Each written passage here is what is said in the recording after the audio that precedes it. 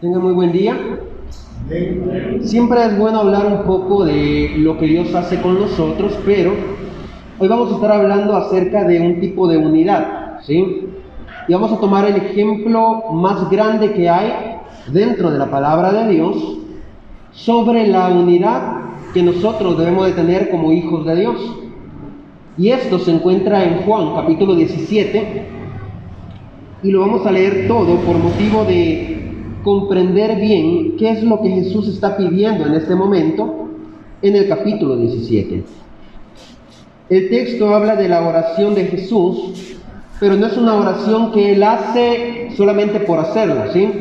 No es una oración que Él hace como en el Getsemaní, donde Él está pidiendo en aquel momento fuerzas para enfrentar aquella cruz que venía sobre Él. En este caso, en el capítulo 17, está pidiendo específicamente por sus discípulos. Y dice así, versículo 1. Estas cosas habló Jesús y levantando los ojos al cielo dijo, Padre, la hora ha llegado, glorifica a tu Hijo, para que también tu Hijo te glorifique a ti, como le has dado potestad sobre toda carne, para que dé vida eterna a todos los que le diste. Y esta es la vida eterna, que te conozcan a ti, el único Dios verdadero, y a Jesucristo, a quien has enviado. Yo te he glorificado en la tierra, he acabado la obra que me diste que hiciese. Ahora pues, Padre, glorifícame, tú al lado tuyo, con aquella gloria que tuve contigo antes que el mundo fuese. He manifestado tu nombre a los hombres, que del mundo me diste. Tuyos eran y me los diste, y han guardado tu palabra. Ahora han conocido que todas las cosas que me has dado proceden de ti. Porque las palabras que me diste les he dado, y ellos las recibieron y han conocido verdaderamente que salí de ti, y han creído que tú me enviaste. Yo ruego por ellos. No ruego por el mundo, sino por los que me diste, porque tuyos son. Y todo lo mío es tuyo, y lo tuyo mío. Y he sido glorificado en ellos. Ya no estoy en el mundo, mas estos están en el mundo, y yo voy a ti. Padre Santo, a los que me has dado, guárdalos en tu nombre, para que sean uno así como nosotros. Cuando estaba con ellos en el mundo, yo los guardaba en tu nombre.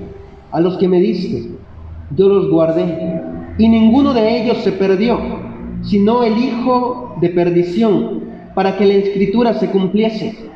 Pero ahora voy a ti, y hablo esto en el mundo, para que tengan mi gozo cumplido en sí mismos. Yo les he dado tu palabra, y el mundo los aborreció, porque no son del mundo, como tampoco yo soy del mundo. No ruego que los quites del mundo, sino que los guardes del mal. No son del mundo, como tampoco yo soy del mundo. Santifícalos en tu verdad. Tu palabra es verdad. Como tú me enviaste al mundo, así yo los he enviado al mundo. Y por ellos yo me santifico a mí mismo, para que también ellos sean santificados en la verdad. Mas no ruego solamente por esto, sino también por los que han de creer en mí, por la palabra de ellos, para que todos sean uno, como tú, oh Padre, en mí, y yo en ti, que también ellos sean uno en nosotros, para que el mundo crea que tú me enviaste. La gloria que me diste yo les he dado, para que sean uno así como nosotros somos uno. Yo en ellos y tú en mí, para que sean perfectos en unidad, para que el mundo conozca que tú me enviaste, y que los has amado a ellos, como también a mí me has amado. Padre, aquellos que me has dado, quiero que donde yo estoy, también ellos estén conmigo, para que vean mi gloria que me has dado, porque me has amado desde antes de la fundación del mundo. Padre justo, el mundo no te ha conocido, pero yo te he conocido, y estos han conocido que tú me enviaste, y les he dado a conocer tu nombre, y lo daré a conocer, aún para que el amor que me has amado, con que me has amado, esté en ellos y yo en ellos. La lectura es larga, pero es necesaria para comprender lo que Jesús está pidiendo, ¿sí? Es necesario que entendamos todo el panorama de lo que Jesús está diciendo en estas palabras. Jesús no está pidiendo porque sus discípulos sean perfectos, ¿sí? Jesús no está pidiendo que sus discípulos sean los mejores. Jesús dice, dales unidad a estos discípulos y a los que van a creer en la palabra que ellos van a predicar. Y viene un ejemplo grande para nosotros, porque Jesús no está pidiendo una unidad como la que nosotros entendemos acá, unidad de familia, unidad de amigos. Él está pidiendo una unidad muy, muy especial. Dice, para que sean uno como tú y yo somos uno. El ejemplo que Jesús pone de unidad no es el ejemplo que tienen los padres con los hijos, ni los hijos para con los padres. Es el ejemplo que tenía Él en forma de relación con Dios, la unidad que ellos dos tenían. Quiero que pensemos un poco en lo que son los coros, ¿sí? Los coros musicales, donde están todos cantando, hay un montón de voces diferentes, uno canta más bonito que el otro, pero cuando todos cantan juntos, se crea una armonía y el que canta más feo, nadie se da cuenta. ¿Por qué? Porque todos los demás están cantando junto con él y complementan el canto de este. Pero para llegar a eso, es necesario que ellos hayan tenido entonces un maestro, que es el director del coro. Es el que está enseñándoles cómo tienen que dar las entonaciones, cómo es que tienen que hacer ciertas melodías. Es el director del coro. Pero el director del coro tiene que haber tenido a alguien que le pidió tal melodía y tal otra melodía, porque le dijo, necesito que estas personas canten de esta forma. Y ustedes van a decir que tiene que ver el coro con Dios. Dios envió a Jesús como maestro porque quería que los discípulos que él le iba a entregar, incluso Jesús dice, tú me los diste porque eran tuyos. Dios quería que estos discípulos tuvieran un mismo tono, que tuvieran una armonía en lo que ellos iban a hacer. Y para esto es que necesitaban al gran maestro, a Jesús, entre ellos. ¿Qué significa la unidad de Dios con Jesús? Significa que no había división, ¿sí? Jesús no estaba haciendo las cosas por su lado y Dios por su lado. Dice, tú y yo somos uno. En otras palabras, Jesús estaba cumpliendo la misión de Dios a cabalidad, porque Él era uno con Dios. Él sabía qué era lo que Dios deseaba de aquellos discípulos, y era que el mundo conociera al que había enviado a Jesús. Y Jesús se concentra en su ministerio, en dar a conocer a Dios al mundo y a enseñarle a estos discípulos a que vayan y le enseñen al mundo quién es Dios. Jesús estaba claro también en que un día Él tenía que estar en la cruz del Calvario. Tanto así que cuando Él se presenta en esa cruz, en Lucas capítulo 22, versículo 41 al 42, dice que Él se separa de sus discípulos y termina diciendo en el versículo 42 unas palabras muy importantes. Que no se haga, Señor, mi voluntad, sino la tuya. A veces nos cuesta imaginarnos a Jesús no queriendo ir a la cruz porque era su misión, pero es que Él iba a sentir el dolor de los clavos. Es que Él iba a sentir todo aquello que era ser latigado, que era ser humillado. Él iba a sentir en carne propia. Y estoy seguro que si nosotros nos hubiéramos puesto en su lugar, hubiéramos salido corriendo. Diríamos, ¿sabes qué? Mejor no. Mejor que se haga mi voluntad, que no quiero ir a la cruz. Pero Jesús fue claro y dijo, Señor, que se haga tu voluntad, no la mía. Era porque Jesús estaba tan unido a Dios que entendía que aquello que le iba a doler era necesario para completar la misión que Dios tenía. Y aquí viene otro detalle, ¿no? Jesús no está con Dios en el mismo lugar, de cierta forma, ¿no? Voy a explicar esto. Jesús está en la tierra con las personas, con sus discípulos. Dios está en el reino de los cielos. Pero la unidad que ellos dos tenían, ¿dónde se miraba reflejada? En el amor que Él tenía para con sus discípulos, en que la presencia de Dios estaba con Jesús. Dios podía estar en el reino de los cielos, pero Jesús lo daba a conocer, porque la presencia de Él estaba dentro de Él, dentro de Jesús. Y el mundo conocía que Dios era Dios porque miraban a Jesús. La palabra de Dios también dice que nadie ha visto a Dios, ¿sí? Nadie ha visto a Dios sino aquel al que Él envió. Y cuando nosotros vemos al que Él envió, entonces nosotros vemos a Dios. Es que por nuestra propia cuenta no podemos ver a Dios. Y esa es la unidad que Jesús tenía. Era tan grande su unidad con el Padre que el mundo entero conocía a Dios a través de Él. Que el mundo entero miraba lo que Jesús estaba haciendo de parte del Padre. ¿Qué tipo de ejemplo es ese para nosotros? Y quiero que veamos lo que Jesús está recibiendo en ese momento. Primero, Cristo es enviado por Dios y Él lo sabía. Segundo, Cristo hizo todo lo que el Padre le mandó a hacer. Cristo no dijo, no voy a hacer esto, no voy a hacer aquello. Cristo hizo la voluntad del Padre como el Padre se la había pedido. Y dice, todo lo mío es tuyo y lo tuyo mío. Dios era uno con Jesús. El uno significa que no hay división.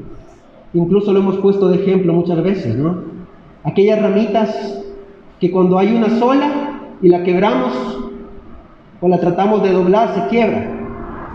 Pero que cuando ponemos varias ramitas juntas, estas, cuando las tratamos de doblar y hacemos las fuerzas para doblarlas, no se parten, porque son varias en uno solo. El uno significa que no hay división, que no hay forma de quebrar aquello. La relación que tenía Dios con Jesús no se podía quitar, no se podía separar. Dios y Jesús eran uno también en espíritu. El uno significa estar conectados. Y aquí quiero que pongamos de ejemplo a Adán y Eva. Adán estaba en el jardín del Edén. Ahí estaba la presencia de Dios. Dice que la presencia, el Espíritu de Dios se paseaba por el jardín del Edén. Pero Adán y Eva decidieron romper con aquella relación. Estaban en cercanía de la presencia de Dios y terminan siendo expulsados del jardín del Edén. Porque a pesar de haber recibido la palabra donde se les dijo, no coman de este árbol, porque ese día van a morir, fueron y tomaron de aquel fruto. Es verdad, Satanás los persuadió, pero ellos tenían un mandamiento que no tenían que romper. Y ellos fueron y rompieron el mandamiento. Y terminaron rompiendo no solo el mandamiento de Dios, sino también la relación que ellos tenían con Dios. Este es el ejemplo que Jesús quiere darnos cuando Él dice, como tú y yo somos uno. Porque la relación de Dios con Jesús no se rompe. Porque la relación que Dios tenía con su Hijo no se rompía. Y dice, este es el ejemplo que nos está dando. Que nuestra relación con Dios no se rompa. Que podamos tener una relación con Dios que sea tan grande que nada en el mundo pueda persuadirnos de apartarnos de Dios. El uno también significa una relación especial. No hay otra igual. No vamos a encontrar nunca una relación igual que la que podemos tener con Dios allá en el mundo. Nunca vamos a encontrar una relación en la misma sintonía, del mismo nivel que la que podemos tener con Dios allá en el mundo. Jesús no solamente nos pone de ejemplo la relación que Él tiene con Dios, sino que también dice que nosotros seamos uno con Cristo. ¿Para qué? Para que también sean uno contigo. La única forma en la que nosotros podemos llegar a estar siendo uno con Dios es ser primero uno con Cristo. Y ser uno con Cristo significa, primero, que Jesús pidió por sus discípulos y por aquellos que van a creer. ¿Por qué digo que este es el mejor ejemplo de unidad? ¿Quiénes eran los discípulos de Jesús? Judas Iscariote, el que le traicionó. Pedro, el que sacaba su espada, el que era enojado. Los dos Boanerges, los hijos del rayo que estaban ahí. Un celote que era medio guerrillero, ¿no? Estaba en contra del gobierno. Quería pelearse con el gobierno. Este andaba con Jesús. Incluso hay estudios que dicen que Iscariote viene de la sícara, ¿no? Del arma que ocupaban algunos para matar a otros, los sicarios. Y dicen, es posible que Judas Iscariote fuera un sicario. Es posible, claro, esos son estudios, ¿no? No han logrado determinar si de ahí viene el nombre o no, pero dicen, es muy posible, porque no tenemos otro indicio. Estos eran los discípulos de Jesús. Entre ellos no se llevaban. También tenía a Mateo, que era un publicano, y ahí andaba el celote, que no le agradaban los publicanos, y dormían cerca. Cuando iban por el desierto, no era que cada quien tenía su habitación para descansar. En esa época no habían hoteles. Ellos dormían uno al lado del otro, teniendo a Mateo como publicano y al celote que no le agradaban los publicanos, que se podían terminar matando entre ellos. Y dice Jesús, que sean uno como tú y yo somos uno. En la iglesia no siempre vamos a encontrar personas que tenemos la misma mentalidad, que tenemos el mismo objetivo, que queremos llegar a las mismas metas o que pensamos igual. Pero Dios dice que sean uno como tú y yo somos uno. Que en medio de todo eso puedan ser uno como estos discípulos se volvieron uno. ¿Qué pasó cuando Jesús resucitó? Cuando Jesús sale de la tumba y se presenta en medio de los discípulos, la palabra de Dios dice que el único que no estaba ahí era Tomás. No explica por qué, pero dice todos los demás estaban reunidos juntos, y todos los demás incluían a aquellos que no se llevaban bien entre ellos. Cuando Jesús ya no estaba y necesitaban consolarse, se fueron a reunir ellos juntos, a pesar de que quizás no se llevaban bien, a pesar de que quizás todavía se seguían peleando entre ellos después de 3 años. Pero ahí estaban juntos en un mismo lugar, esperando, confiando, dándose ánimo los unos a los otros. El ejemplo que Jesús da de unidad, cuando hablamos de que no haya división, es aceptar que no siempre mi hermano va a tener algo que a mí me agrade, que tal vez haga algo que a mí me desagrade en un momento, me moleste, pero debo aceptar que yo también voy a cometer cosas que a él no le van a agradar, y yo voy a querer que él me ame, y por eso debo amarlo a él, porque si él hace algo que a mí me desagrada, algún día yo voy a hacer algo, o quizás ya lo hice, que a él no le agrada, y él me sigue amando a mí. Yo he hecho cosas que no agradan a Dios, y Dios me sigue amando a mí. Y Dios dice, ahí está la salvación para que la tomes. A pesar de todo lo malo que tú has hecho, ahí está la salvación. Tómala porque yo te sigo amando. Solo es cuestión de que la tomes. Y muchos de nosotros pasamos por eso, si no es que la mayoría.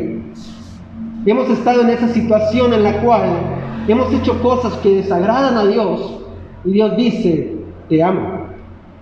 Te amo con todo lo que tú no te imaginas. Porque aunque hagamos cosas que desagradan a Dios, Él quiere que nosotros seamos uno con Él. No quiere que nos apartemos de su camino. Dios se nos dio a conocer a través a través de Jesús. Y aquí viene algo muy curioso y quiero que pongamos de ejemplo. Primer libro de Reyes.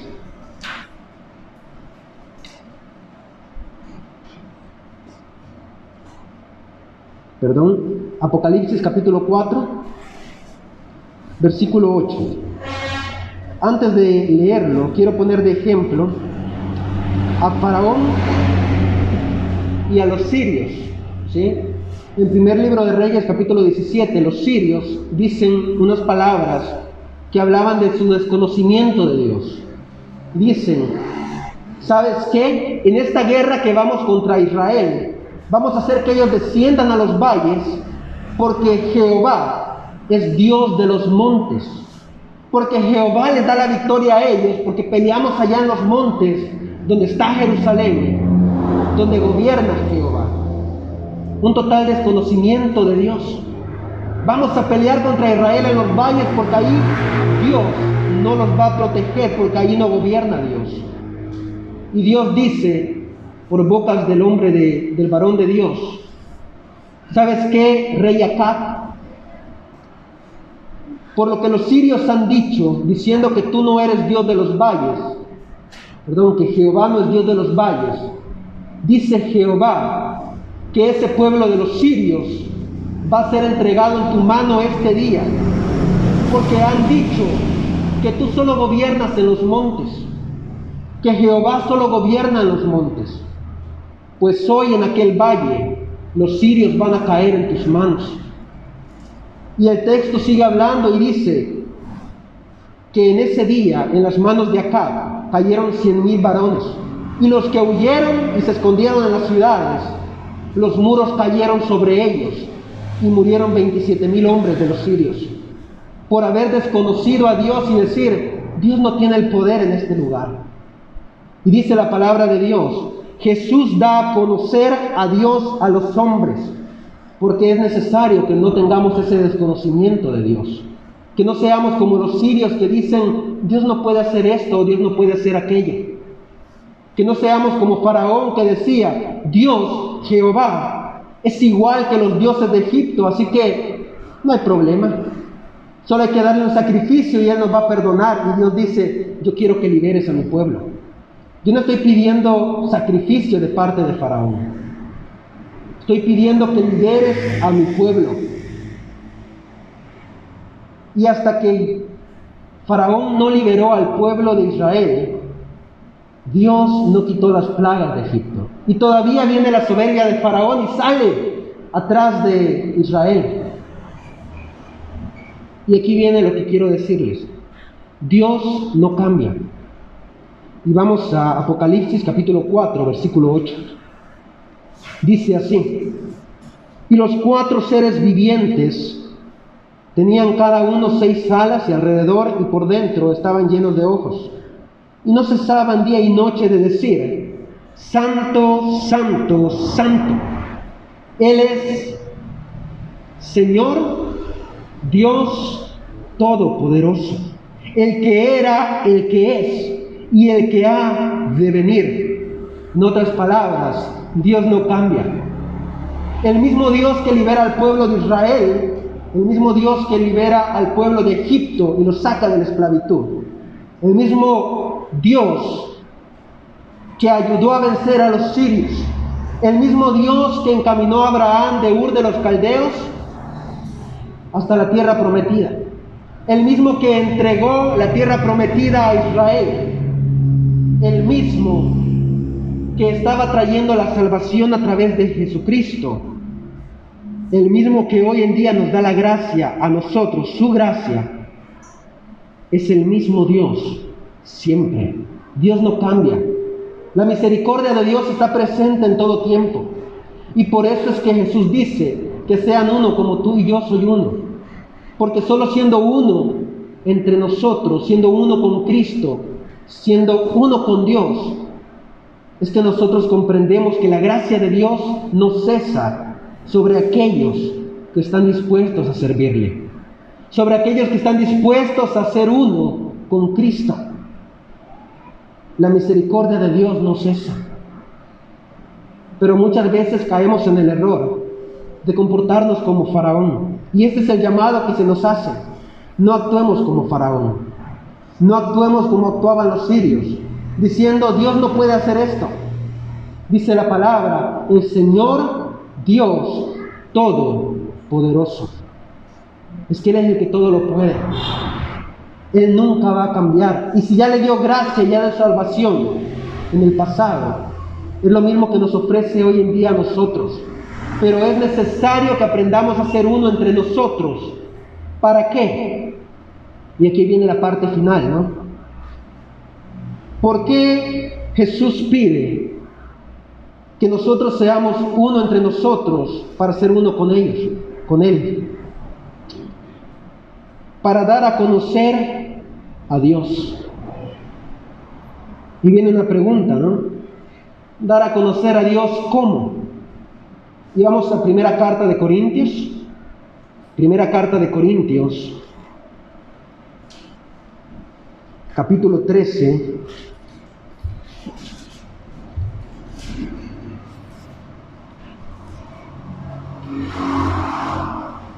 Primera carta de Corintios, capítulo 13, versículo 4 al 7. Y dice así: el amor es sufrido, es benigno. El amor no tiene envidia. El amor no es jactancioso, no se envanece, no hace nada indebido, no busca lo suyo, no se irrita, no guarda rencor, no se goza de la injusticia, mas se goza de la verdad. Todo lo sufre, todo lo cree, todo lo espera, todo lo soporta. El amor nunca deja de ser, pero las profecías se acabarán y cesarán las lenguas y la ciencia acabará. Si nos damos cuenta, Dios quiere que nosotros le demos a conocer a Él al mundo y que el mundo conozca a Dios a través del amor que hay en nosotros. ¿Cómo que a través del amor que hay en nosotros? Los versículos que leíamos de Juan capítulo 17, donde estaba la oración, dice, y les he dado a conocer tu nombre, versículo 26, y lo daré a conocer aún, para que el amor con que me has amado esté en ellos y yo en ellos. El amor de Dios, con el que Dios había amado a Jesús, hoy iba a estar con los discípulos, y esta es la petición que hace Jesús: que tu amor esté con ellos, para que el mundo conozca también tu amor. Jesús no solo pide por sus 11 discípulos que estaban ahí. Jesús no solo pide por ellos, dice por los que van a creer en la palabra de ellos. Ahí nos incluye a nosotros. Ahí estamos presentes nosotros, para que nosotros también demos a conocer el amor de Dios al mundo. Porque solo así el mundo conoce a Dios. Solo conociendo la forma en la que Dios me ha amado, es que el mundo puede llegar a entender el amor de Dios. También dice, dar a conocer a Dios al mundo de la forma contraria en la que lo conocían los faraones, en la que lo conocían los sirios. Que entendamos el poder que Dios tiene en mi vida. Que un día yo pueda comprender el poder de Dios en su totalidad en mi corazón, para que el mundo entienda las maravillas que Dios puede hacer en el mundo, los cambios que Dios hace en la vida de cada persona.